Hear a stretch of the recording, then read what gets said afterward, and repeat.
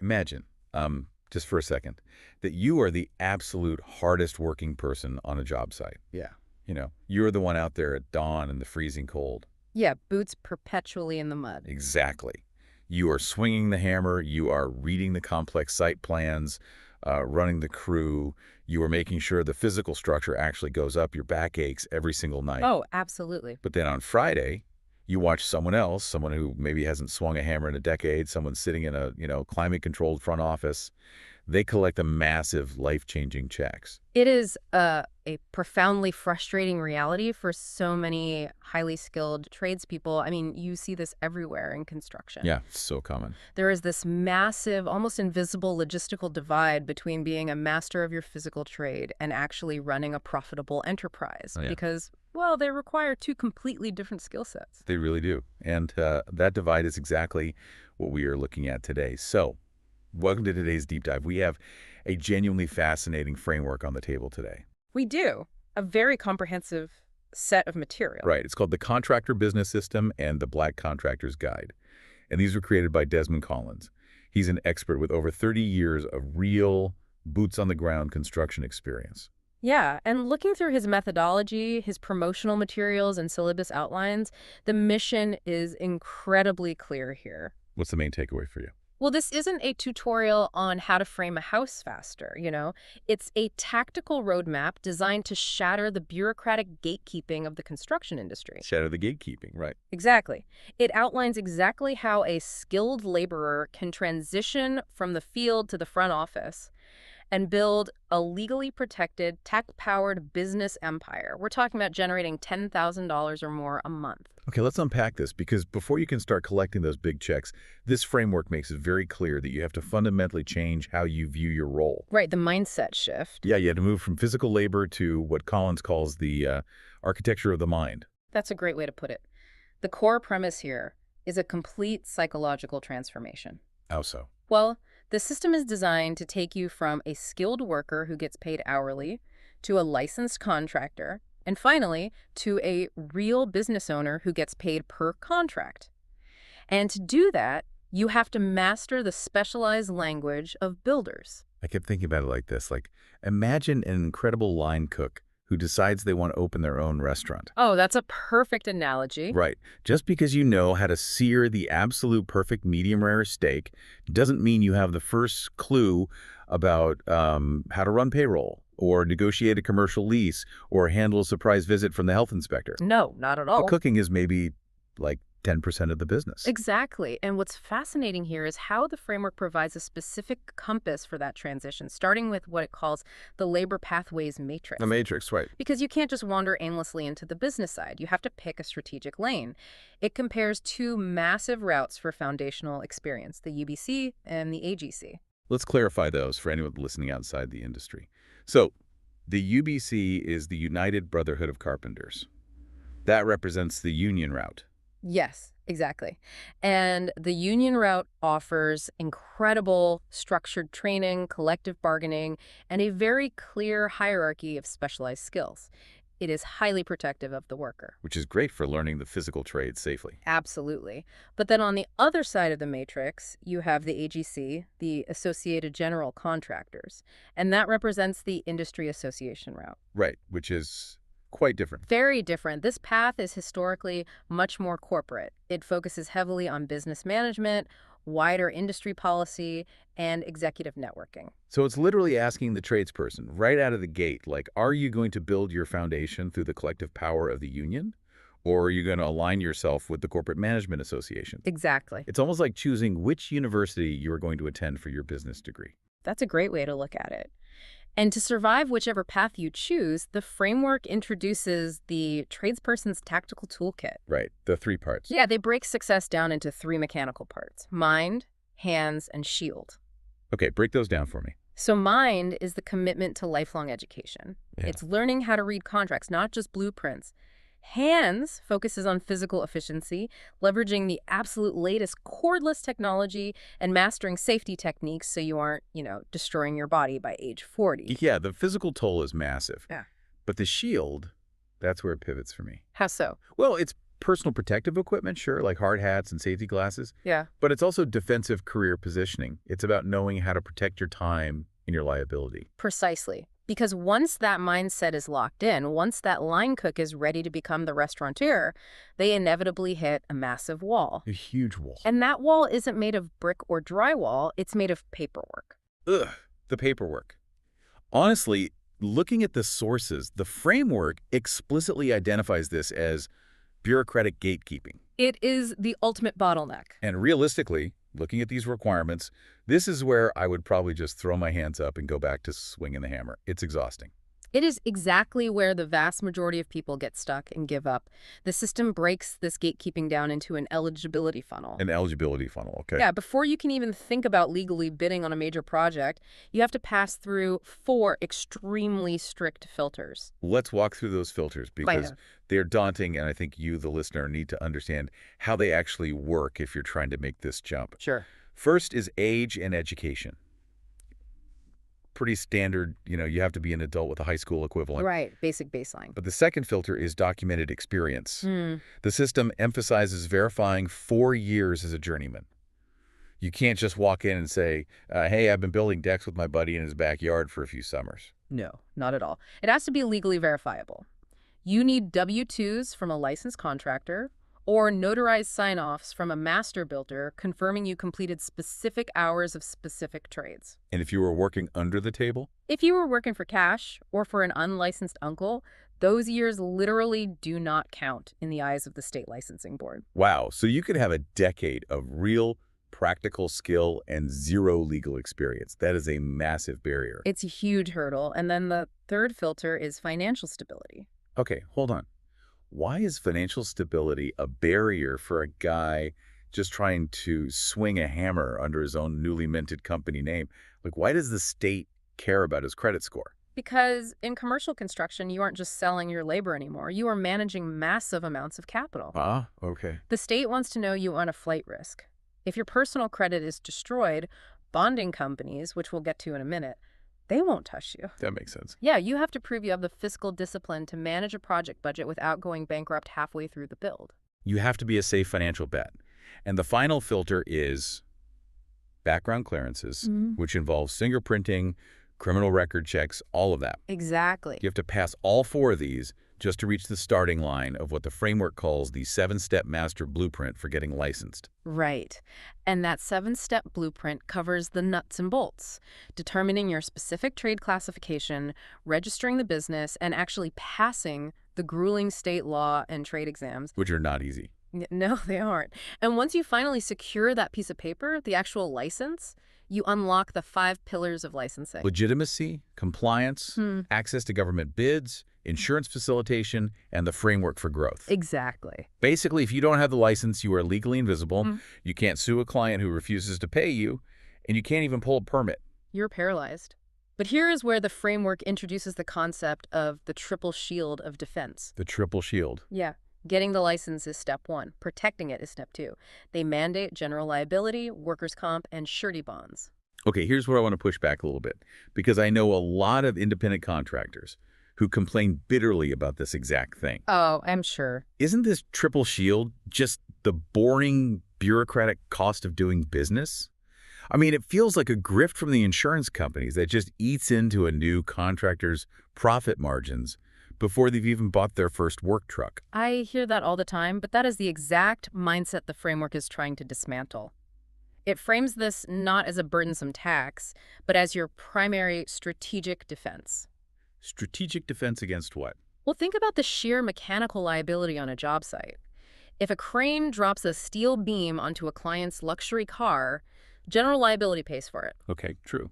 If your roofer falls off a ladder and breaks his spine, workers' comp ensures he gets medical care and you don't get sued into oblivion. Right, okay. I get general liability and workers' comp. Those make sense.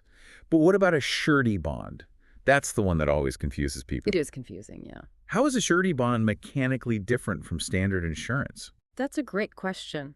Think of a surety bond less like standard car insurance and more like a financial hostage situation. A financial hostage situation. I like Yeah, that. it's a 3-party agreement. You pay a bonding company a premium.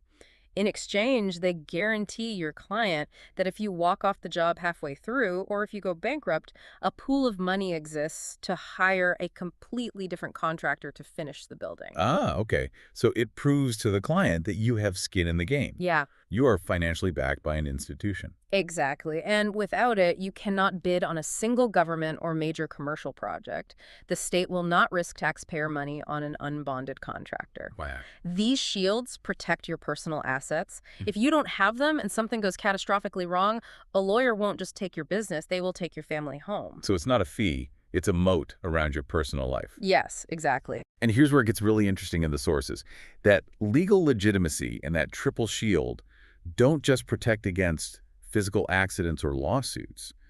The framework explicitly positions them as the battering ram used to break through massive systemic barriers. This is a really foundational element of the Black Contractor's Guide portion of the system. Right.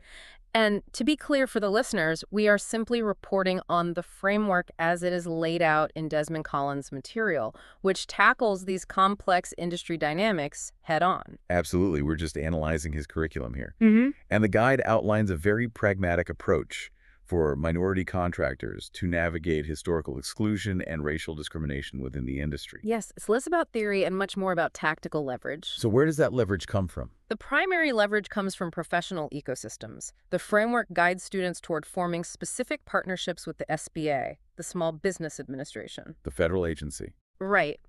Mechanically, the SBA has programs designed to help minority-owned businesses secure government contracts that are specifically set aside for them. Okay, but there's a catch, right? There is. You can only access those billions of dollars in contracts if you have passed through that entire bureaucratic eligibility funnel we just talked about. So the license and the shields are literally the key to that locked door.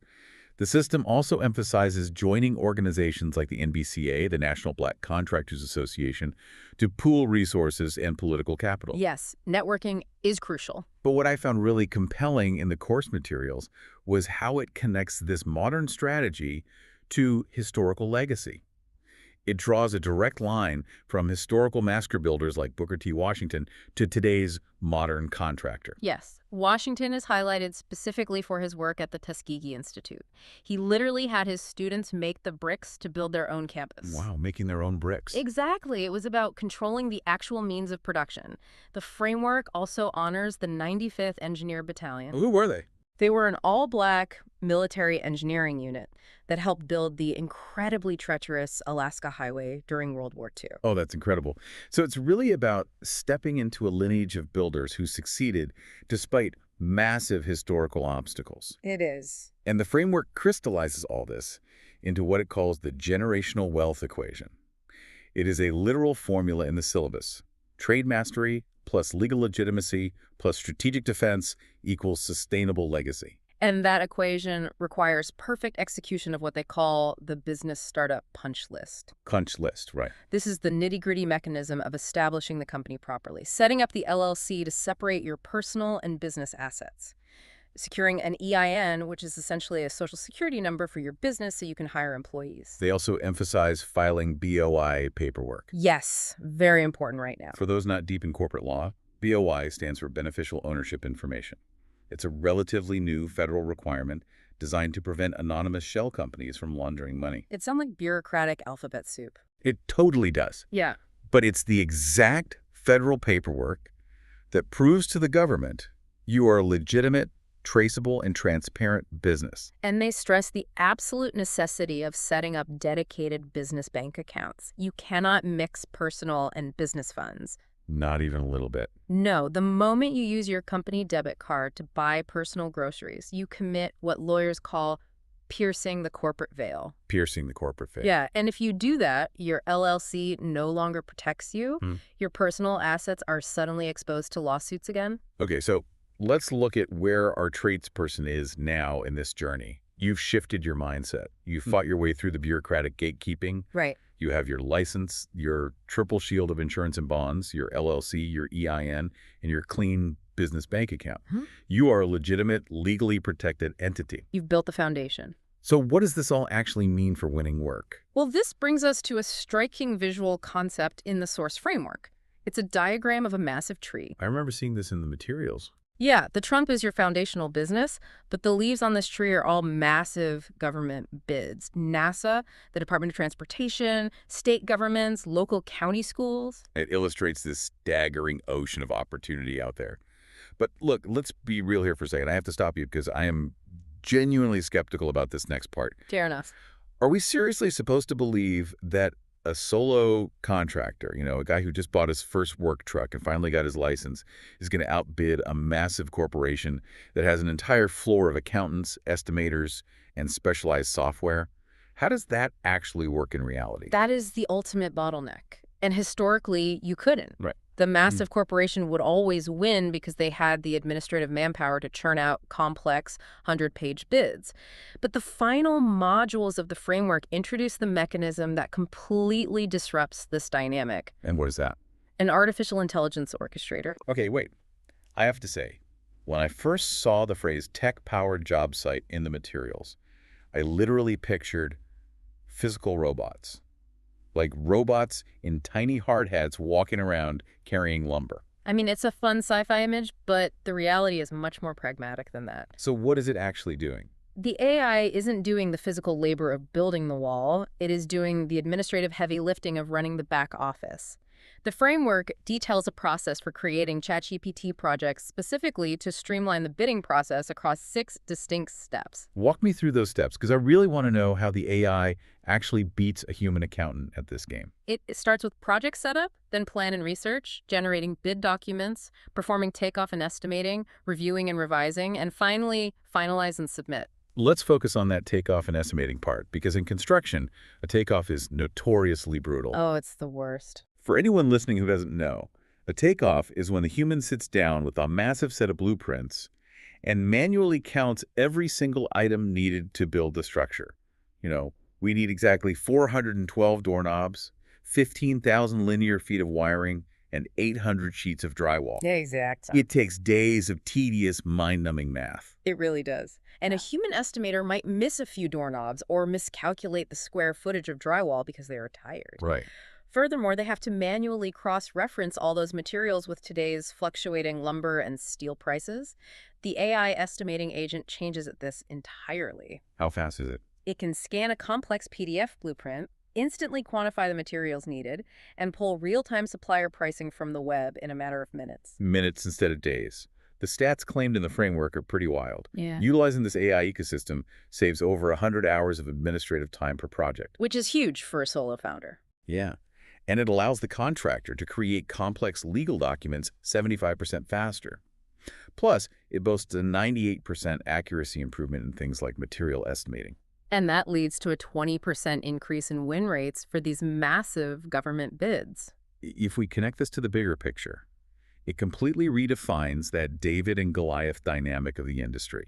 The AI orchestrator acts as a central brain that coordinates specialized digital agents. Right, you aren't just talking to one basic chatbot. No, not at all. You have a design agent reviewing architectural codes. You have a scheduling agent calculating how long the concrete needs to cure before the framing crew can arrive. You have a procurement agent actively scouring suppliers for the best price on copper piping. They even integrate this with physical tech on the site. The framework mentions deploying AI-linked drones for 247 site monitoring. Yeah, that part is wild. The drones literally fly over the site, check the physical progress against the AI schedule, and alert you if the roofing crew is falling behind.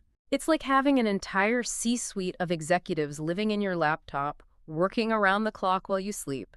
Yeah. You wake up, and your digital estimating agent has cross-referenced the lumber prices and prepped the final bid for the Department of Transportation. It is the ultimate equalizer. The bureaucratic gatekeeping of the past was maintained in large part by the sheer cost of that administrative overhead.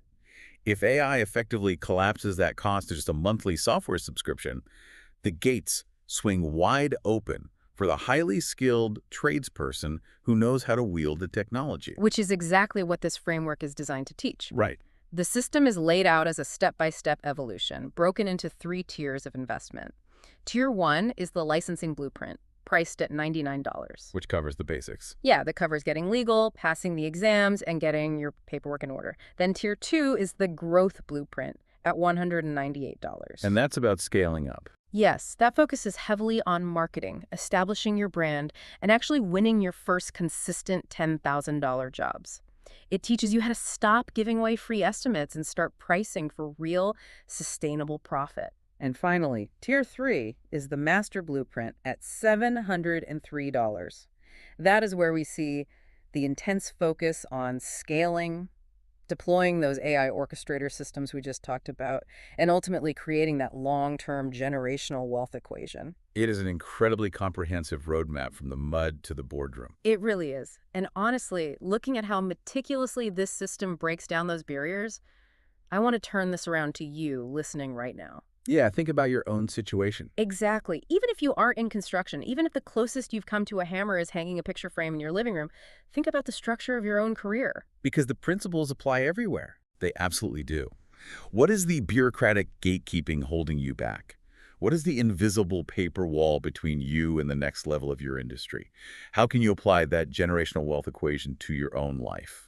Where do you need more technical mastery? Right. Where do you need to establish more legal legitimacy? And crucially, what is your triple shield of strategic defense? What structures have you put in place to protect yourself from ruin when things inevitably go wrong? And, this raises an important question, something that has been lingering in my mind since we really unpacked the capabilities of that AI orchestrator. What's that? We are looking at a near future system where digital agents can handle the takeoff estimating, the scheduling, the quality standard checks, and the procurement with 98% accuracy. Doing all the heavy lifting. Yeah, they are analyzing drone footage to track progress. They are writing the complex legal bids. They are basically running the entire operational side of the business. Exactly. So if the AI handles all the logistics and the skilled subcontractors handle the physical labor, what happens to the traditional role of a general contractor in 10 years? Oh, wow. Will the humans simply exist to hold the legal license, assume the financial liability, and provide that triple shield of insurance, while an AI in the cloud actually runs the daily operations of the company? That is a wild thought. If the AI is the architect of the mind and the drones are the eyes of the site, the human just becomes the legal beating heart of the operation. Completely shifts the paradigm. It completely changes what it means to be the hardest working person on the job site.